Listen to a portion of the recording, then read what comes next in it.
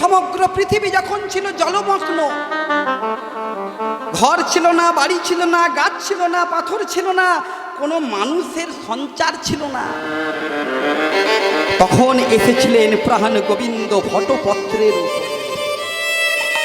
খুব মন দিয়ে তত্ত্বগুলো শুনুন, তত্ত্ব শুনবেন বলেছিলেন।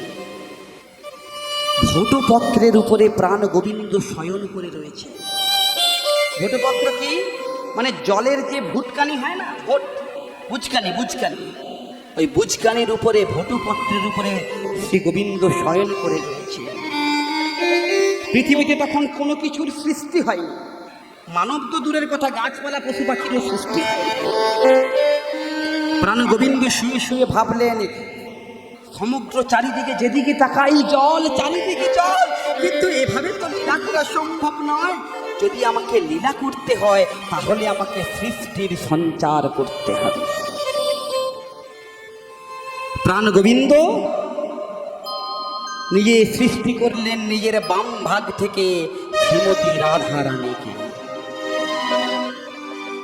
আপনারা যে কৃষ্ণের ভজনা করেন, যে কৃষ্ণ নাম আমরা গাইছি, সেটা কোন যুগের কৃষ্ণ? দ্বাপর যুগের কৃষ্ণ না, এটা অনাদির আদি কৃষ্ণ। কারণ একটা মন্ত্রে বলা হয়েছে, শ্রীমদ্ ভাগবতেই বলেছে, ঈশ্বর পরম কৃষ্ণ সচ্চিদানন্দ বিগ্রহ অনাদির আদি গোবিন্দ সর্বকারণের কারণ। ঈশ্বর পরম কৃষ্ণ সচ্চিদানন্দ বিগ্রহ অনাদির আদি গোবিন্দ। দাপর যুগের গোবিন্দের কথা বলেন, কারণ আমাদের চারটা যুগ। কটা? চারটা যুগ, সত্য, ত্রেতা, দাপর, কলি। এই সত্য যুগের আগে একটা যুগ ছিল যেটা হলো অনাদি। তখন সমগ্র পৃথিবী ছিল জলমগ্ন। শ্রীমতী রাধারানীকে সৃষ্টি করলেন প্রাণ গোবিন্দ সর্বপ্রথম। প্রাণ গোবিন্দ তারপরে সৃষ্টি করলেন ক্ষীরোদশায়ী বিষ্ণুকে। ভক্তমণ্ডলী, ভক্তিমতী মা, খুব মন দিয়ে তত্ত্বটা শুনুন। আপনারা অনেকে ছবিতে, চিত্রতে দেখেছেন, সমুদ্রের মধ্যে অনন্ত নাগের উপরে নারায়ণ শয়ন করে রয়েছে, আর বিষ্ণু শ্রীমতী লক্ষ্মী পদসেবা করছেন নারায়ণের। এই ছবি দেখেছেন মায়েরা? দেখেছেন তো? প্রাণ গোবিন্দ ক্ষীরোদশায়ী বিষ্ণুকে সৃষ্টি করলেন। ক্ষীরোদশায়ী বিষ্ণুর এই নাভিপদ্ম থেকে ত্রিদেবের সৃষ্টি হল।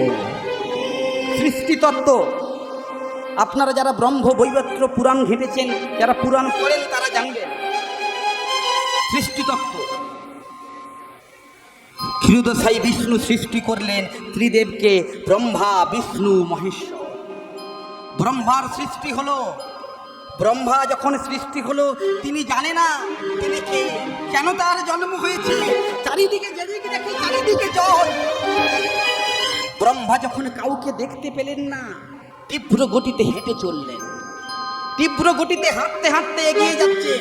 মায়েরা জানবেন, যাদের বাড়িতে গাভীর চাষ রয়েছে, গরুর চাষ রয়েছে, বাছুর যখন জন্ম হয়, যেই মুহূর্তে বাছুরের জন্মটা হলো, অমনি হওয়ার পরেই সঙ্গে সঙ্গে দেখবেন বাছুরিটা তীব্র গতিতে ছুটে চলে যায়, এদিক ওদিক ছুটে চলে যায়। হয় কি না? কারণ সে জানে না কে তার মা, কে তার বাবা, কে তার শুভাকাঙ্ক্ষী। তেমনি ব্রহ্মার যখন জন্ম হলো, চারিদিক দেখছে শূন্য, জল শূন্য। হাঁটতে হাঁটতে চলে গেলেন 100 বছরের পর। সেখানে গিয়ে চারিদিকে যখন জল দেখলেন, আবার সেই রাস্তা ধরে ব্যাকে এলেন। ফিরে এসে যেইখানে জন্ম নিয়েছেন সেইখানে দাঁড়িয়ে আছেন কে? চারিদিক থেকে একটা ধ্বনি ভেসে উঠছে,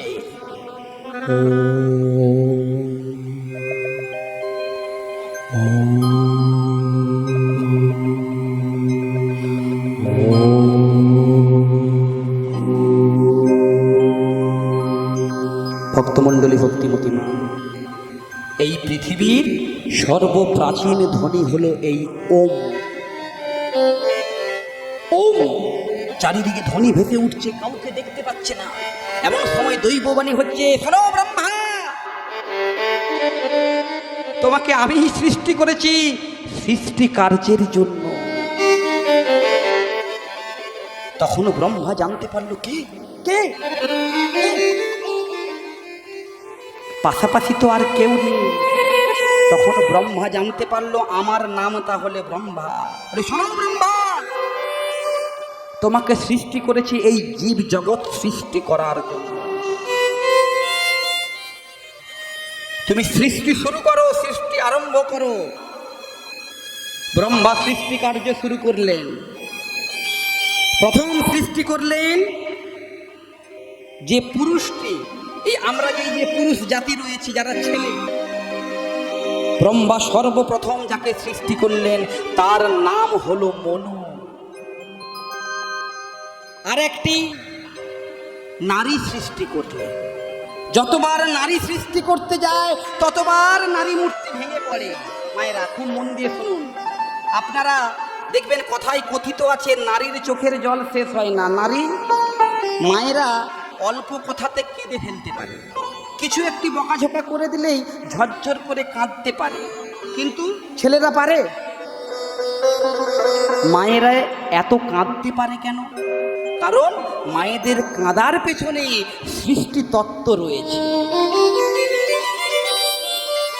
নারী মূর্তি গড়ল বিধাতা, ব্রহ্মা নারী মূর্তি গড়ন করলো, অমনি হুড়মুড়িয়ে ভেঙে পড়ছে। দেখি এরকম করে কি নারী মূর্তি গঠন করা যায়? তখন ব্রহ্মা চিন্তা করলেন এইভাবে নারী মূর্তি গঠন করা যাবে না। কি করতে হবে? আবার আকাশে দৈববাণী হলো, শোনো ব্রহ্মা, এইভাবে হবে না, তুমি 7টা সমুদ্রের জল নিয়ে এসে নারী মূর্তি গঠন করো। মায়েরা 7টা সমুদ্রের জল আনলেন। 7টা সমুদ্র কি?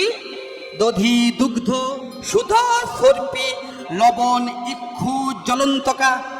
এই 7টা সমুদ্রের জল নিয়ে এসে যেই না নারী মূর্তিতে প্রদান করে নারী মূর্তি গঠন করেছে, আর নারী মূর্তি ভেঙে পড়ে। এই 7টা সমুদ্রের জল দিয়ে নারী মূর্তি গঠন হয়েছিল বলেই মায়েদের চোখে অল্প কথায় জল চলে আসে। পুরুষকে গঠন করতে ব্রহ্মার সময় লেগেছিল 1 দিন 1 রাত্রি, আর নারীকে গঠন করতে সময় লেগেছে ব্রহ্মার 7 দিন 7 রাত্রি। 7টা সমুদ্রের জল নিয়ে এসে নারী মূর্তি সৃজন করলেন। সর্বপ্রথম যে নারীটিকে সৃজন করলেন তার নাম হলো শতরূপা। হ্যাঁ, পৃথিবীর সর্বপ্রথম নারী যার নাম হলো শতরূপা, অপূর্ব সুন্দরী। এমন সময় ব্রহ্মা মাঝে দাঁড়িয়ে নিজের পুত্র মনুকে ডেকে বললে, শোনো মনু, এই দেখো আমি আরেকজনকেও সৃষ্টি করেছি। দেখো এই যে শতরূপা আমার বাঁ দিকে দাঁড়িয়ে আছো, তুমি আমার ডান দিকে আছো। দেখো তোমরা দুজন দুজনের দিকে অপলোকে তাকাও। মায়েরা, এই এলাকায় বিবাহের প্রচলন আছে তো নাকি? হ্যাঁ, বিবাহের প্রচলনের সময় দেখবেন একটা কার্য সিদ্ধি করানো হয়, উপরে একটা এই আর ওড়না একটা দিয়ে, ছাদনা তলাতে পান পাতা দিয়ে একটা কার্য সম্পন্ন করান ব্রাহ্মণ। কি কাজ বলে ওটাকে? কি বলে? শুভ শুভ দৃষ্টি। হ্যাঁ, এই সর্বপ্রথম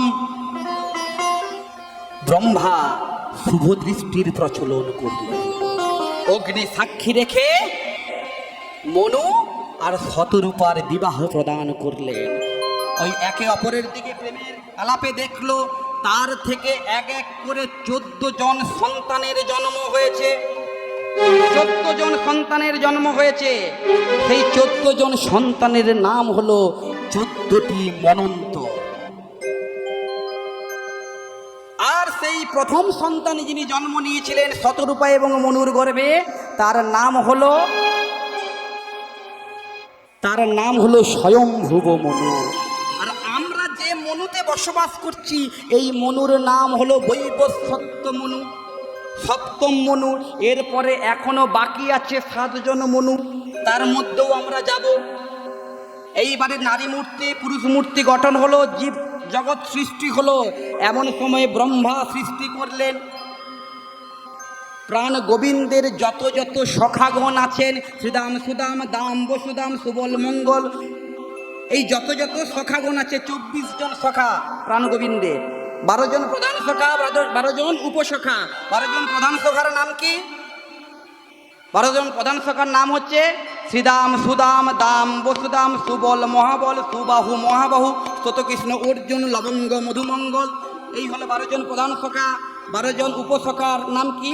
হলায়ুধ, বরুথপ, গন্ধর্ব, কিঙ্কিনী, অংশুমান, ভদ্রসেন, বসন্ত বিলাসী, উজ্জ্বল, কপিল, কলবিঙ্ক, পুণ্ডরিক। এই 12 24 জন সখার সৃষ্টি করলেন। ললিতা, বিশাখা, চিত্রা, চম্পক, লতিকা সমস্ত সখীদের সৃষ্টি করলেন। আর সৃষ্টি করলেন বিরজাকে। প্রাণ গোবিন্দ সৃষ্টি করলেন, সৃষ্টির আদেশ দিয়েছেন। এমন সময় প্রাণ গোবিন্দ একদিন বিরজার কুঞ্জে প্রবেশ করেছেন। মায়েরা, তত্ত্বটা কি জন্য এতগুলো কথা বললাম সেই তত্ত্বটা আগে শুনে রাখবেন। রাধারানী 100 বছর কৃষ্ণ ছাড়া রয়েছে। কেন কৃষ্ণ ছাড়া? কোন পাপ? শ্রীমতী রাধারানী বিরজার কুঞ্জে ঢুকলেন প্রাণ গোবিন্দ। এমন সময় নিজের অঙ্গগন্ধ চারিদিকে ছড়িয়ে দিয়েছেন প্রাণ গোবিন্দ। ছড়িয়ে দিয়ে নিজের সখা শ্রীদামকে রেখেছেন দাঁড়ি। শ্রীদাম, তুমি থাকো দাঁড়ি, আমি বিরজার কুঞ্জে যাচ্ছি। কেউ যদি এই দ্বার থেকে প্রবেশ করতে আসে, তুমি কাউকে প্রবেশ করতে দেবে না। এমন সময় শ্রীদাম দ্বার ঘিরে রয়েছে, দ্বার রক্ষী, আর কুঞ্জের ভেতরে গেছে বিরজা এবং শ্রী গোবিন্দ। এমন সময় কৃষ্ণের অঙ্গগন্ধ আকাশে বাতাসে ছড়িয়ে গেছে। অঙ্গগন্ধটা কেমন? অগরু, চন্দন, মৃগনাভি, কস্তুরী, এই তিনটাকে মিলিয়ে মিশিয়ে যে গন্ধের উৎপন্ন হয় সেটা হলো আমার শ্রী গোবিন্দের অঙ্গগন্ধ। শ্রী গোবিন্দের অঙ্গগন্ধ যখন শ্রীমতী রাধারানী পেয়েছে, চারিদিকে ছুটতে ছুটতে ছুটতে ছুটতে ছুটতে ছুটতে এসে দাঁড়ালেন বিরজার কুঞ্জের সামনে। এসে দেখলেন, শ্রীরাম, তুমি আমার গোবিন্দকে দেখেছো? শ্রীরাম এক কথাই বলে দিলেন, আমি জানি না। তার কারণ কি? জানিনি, শুনিনি, নাই তো ঘরে, এই 3 কথায় দেবতাও হারে। বলে, তুমি জানো না তো, আমাকে একবার দ্বারটা ছেড়ে দাও, আমি ঘরের ভিতরে গিয়ে দেখে নিই। বলছে, আমি কোনো মতে তোমাকে দ্বার ছাড়তে পারবো না। এই যখন দ্বার ছাড়লেন না শ্রীরাম, আর রাধারানী দ্বার ছাড়ার জন্য বারবার অনুরোধ করছে, তখন দুজনের মধ্যে কিছু সময় পরে বাঘ বিতণ্ডা, ঝগড়া শুরু হয়। এই ঝগড়ার মধ্যে ক্রোধের বশবর্তী হয়ে শ্রীমতী রাধারানী অভিশাপ দিয়ে বসলেন শ্রীরামকে, শোনো শ্রীরাম, তুমি আমার সঙ্গে যে আচরণ করলে, তুমি আমার প্রাণ গোবিন্দকে দর্শন করতে দিলে না, আমি তোমাকে অভিশাপ দিলাম। তুমি আমার সঙ্গে যে অসুর বৃত্তি, অসুর মনোভাব নিয়ে আচরণ করেছো, আমি তোমাকে অভিশাপ দিলাম। তুমি আগত দাপর যুগে তুমি সংখ্যাসুর হয়ে জন্ম নেবে। নয়নের জলে ভেসে যায় শ্রীরাম। রাধে, শুনেছি তুমি নাকি দয়াময়ী, প্রেমময়ী, করুণাময়ী। তুমি আমাকে অভিশাপ দিলে, তুমি অভিশাপ ফিরিয়ে নাও। শ্রীমতী রাধারানী মুখ ঘুরিয়ে রইলেন, কোন রকম অভিশাপটা ফিরিয়ে নিলেন না। সঙ্গে সঙ্গে ক্রুদ্ধ হয়ে শ্রীরাম বলে উঠলেন, শোনো রাধে, আমি যদি কৃষ্ণকে এক মুহূর্তের জন্য কখনো ভালোবেসে থাকি, আমিও তোমাকে অভিশাপ করলাম যে এক মুহূর্তের জন্য তুমি কৃষ্ণকে দেখে তুমি থাকতে পারো না, তার জন্য তুমি আমাকে অভিশাপ দিলে আমি অসুর কুলে জন্ম নেব। আমিও তোমাকে অভিশাপ করছি, আগত দাপর যুগে ওই কৃষ্ণকে ছেড়ে তোমাকে 100 বছর কাটাতে হবে। শ্রীমতী রাধারানী বুঝতে পারলেন, এই কি অভিশাপ দিলে তুমি আমাকে? শ্রীরাম, তুমি অভিশাপ ফিরিয়ে নাও। এমন সময় মুরলীধারী শ্রী গোবিন্দ কুঞ্জের ভেতর থেকে বেরিয়ে এসে বলছে, শোনো রাধে, তুমি এইটুকু ধৈর্য ধরতে পারলে না আমার জন্য? আমার এখানে কিছু করার নেই। শ্রীরাম যখন অভিশাপ দিয়েছে, শ্রীরামের অভিশাপও ফলবে, আর তুমি যখন শ্রীরামকে অভিশাপ দিয়েছো, তোমারও অভিশাপ ফলে যাবে। তাহলে কি অভিশাপ দিয়েছিল শ্রীরাম? 100 বছর কৃষ্ণ ছেড়ে থাকতে হবে। দাপর যুগ এসে উপস্থিত, দাপর যুগ এসছে, কৃষ্ণ ওই বলে চলে গেল, কালী বলি কালা গেল মধুপুরে, সেকালেরও কত বাকি, ওই কালকে আসবো। কৃষ্ণ বলে গেলেন রাধারানীকে, আমি আজ যাচ্ছি, কালকে চলে আসবো। এই যা গেলেন, আর 100 বছর বৃন্দাবনে ফিরেন। রাধা কৃষ্ণের সাক্ষাৎ মিলন 100 বছর ধরে হয়নি। শ্রীমতী রাধারানীর নয়নের জলে ভেসে যায়। ললিতা বিশাখা চিত্রা চম্পক লতিকা বলে